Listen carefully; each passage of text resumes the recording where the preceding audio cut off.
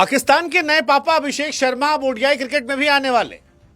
अब किसकी जगह खाने वाले हैं वो तो हम आपको नहीं बता सकते, लेकिन इतना बता सकते हैं कि पाकिस्तान के सामने अभिषेक शर्मा ने जो कुछ किया उसके बाद अब दुनिया को वो सदमा देने वाले हैं।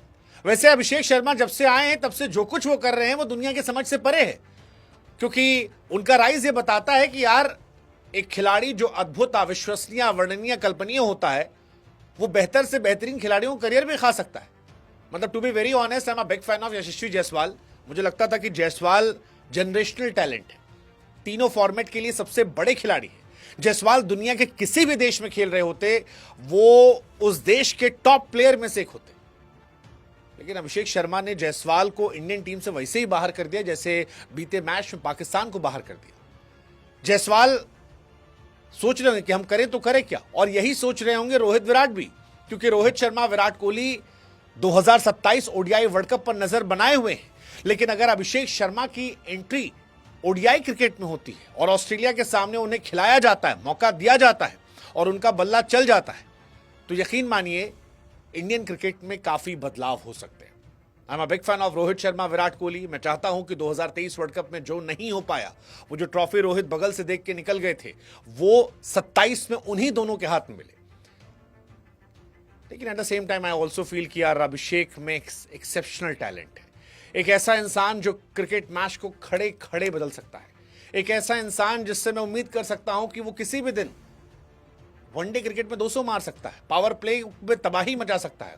और जो तबाही उन्होंने पाकिस्तान के सामने मचाई, जो तबाही उन्होंने बीते कुछ समय से T20 क्रिकेट में मचाई, जिसकी वजह से वो उन लिमिटेड इंडियन प्लेयर्स में हो गए हैं जो 900 प्लस की रेटिंग पा चुके हैं, तो अभिषेक की जगह बनती थी और ये जगह माना जा रहा है कि ऑस्ट्रेलिया वाली सीरीज में उन्हें मिलेगा। अब मिलेगा तो जगह किसकी जाएगी, क्योंकि इंडियन ओपनिंग स्लॉट में बहुत मारा मारी है। मतलब ऋतुराज गायकवाड़, हम सोच भी नहीं रहे उनके बारे में, जबकि वो भी खतरनाक टैलेंट है। शुभमन गिल वाइस कैप्टन है तो उनकी जगह तो बन जाएगी। रोहित शर्मा अगर कैप्टन बनकर खेलते हैं तो जगह बनती है। अगर रोहित कैप्टन नहीं होते हैं तो फिर क्या अभिषेक की जगह बन जाएगी। जायसवाल मस्ट बी थिंकिंग, भाई मैंने क्या गलत किया, मैं तो 2 साल से वेट कर रहा था कि रोहित और विराट रिटायर होंगे तब जाके मेरी जगह बनेगी, लेकिन जगह बनती उससे पहले ही अभिषेक साहब जो है वो आ गए। एक सवाल ये भी मन में है कि अभिषेक शर्मा को लाया क्यों गया है। मतलब वो T20 के नंबर 1 प्लेयर है, वनडे फॉर्मेट में एंट्री की बात कही जा रही है, लेकिन लाया क्यों गया है। क्या रोहित और विराट के सक्सेसर के तौर पर लाया गया है? और अगर ऐसा है तो क्या रोहित और विराट का करियर जो है अब वो बहुत लंबा नहीं है, क्योंकि बीच में अफवाहें उड़ी थी कि बीसीसीआई की तरफ से सेलेक्टर्स ने कहा है कि भाई साहब या तो सारे डोमेस्टिक खेलिए या ऑस्ट्रेलिया वाली सीरीज खेलिए, एक अच्छी सी विदाई वाली तारीफ सुनिए और उसके बाद टाटा गुड बाय कर लीजिए। सवाल यह कि अभिषेक शर्मा की एंट्री क्या आगे आने वाले समय में वनडे फॉर्मेट में चीजें बदलने वाली है, क्योंकि अभिषेक जिस अंदाज में खेलते हैं उसके बाद T20 में, टू बी वेरी ऑनेस्ट, आज रोहित और विराट को कोई मिस नहीं कर रहा है।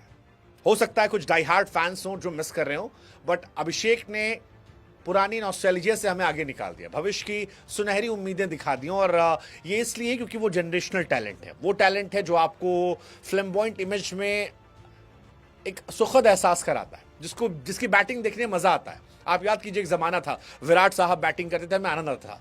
रोहित बैटिंग करते थे, आनंद आता था। उससे पहले धोनी थे, उनकी बैटिंग देखने के लिए हम टीवी ऑन करते थे। आज अभिषेक की बैटिंग देखने के लिए हम टीवी ऑन करते हैं, और ये बहुत कम समय में।